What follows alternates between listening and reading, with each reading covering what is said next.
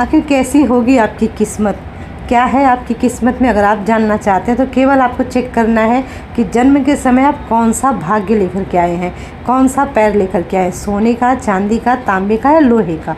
इसे पाया भी कहा जाता है एस्ट्रोलॉजी में।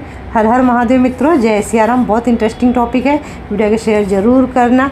देखिए, आपको कुछ नहीं करना, किसी एस्ट्रोलॉजर के पास नहीं जाना, केवल अपनी जन्म पत्री ओपन करिए, उसमें एक ही ग्रह आपको चंद्रमा को देखना है। अब 12 घर होते हैं, चंद्रमा किस घर में बैठे उस पर ये गणना निर्धारित करती है। तो सबसे पहले अगर आपको एक चीज़ चेक करना है कि आपका कहीं सोने का पैर है या नहीं, स्वर्ण का पाया, तो उसके लिए चंद्रमा ग्रह या तो पहले घर में हो या छठे घर में हो या 11वें घर में हो। देखिए, मैंने यहाँ पिन ड्रॉप कर दिया है।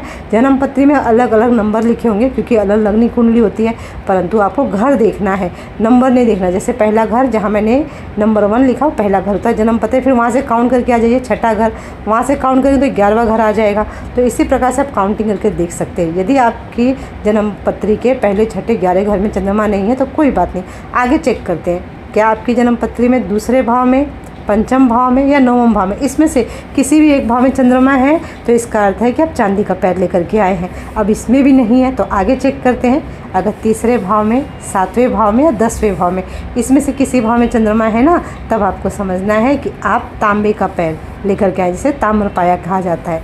अब समझिए, इसमें भी नहीं तो अंतिम बार आप चेक करिए, इसमें तो होंगे ही जरूर चंद्रमा, क्योंकि 12 ही घर होते हैं। चौथा घर, अष्टम घर या फिर 12वां भाव, आप आराम से देख सकते हैं। मैंने जैसे जहाँ जहाँ पिन ड्रॉप किया यही घर होते, तो आपको देखना है कौन से घर में आपके चंद्रमा है।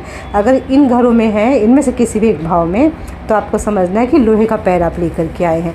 अब ये तो समझ गया, परंतु इसमें एक लॉजिक ये होता है, सबसे बड़ा सूत्र ये है कि हम यहाँ पर चांदी का जो पाया होता है ना, उसे सबसे शुभ मानते हैं।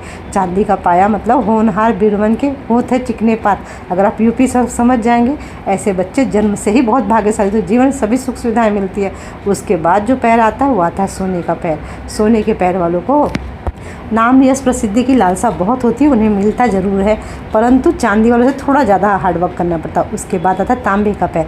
तांबे के पैर वालों को जीवन में थोड़ा और ज़्यादा संघर्ष करना पड़ता है, तब उन्हें सारी चीज़ें मिल जाती है। परंतु जब लोहे का पाया आता है तो ऐसे लोगों के जीवन में बहुत ज़्यादा संघर्ष होता है, संघर्ष भरी ही इनकी लाइफ होती है। तो अब आप देखिए कि आपके चंद्रमा आपके जन्म के समय किस भाव में, उससे आप समझ सकते हैं कि आपके जीवन में या फिर आपके घर में कोई संतान का जन्म हुआ है, किसी का भी आप इस विधि से चेक कर सकते हैं। कुछ समझ में नहीं आ रहा है ना, तो टेंशन मत लीजिए, आप कमेंट में लिख दीजिए कि आपके चंद्रमा किस नंबर में है, किस घर में है।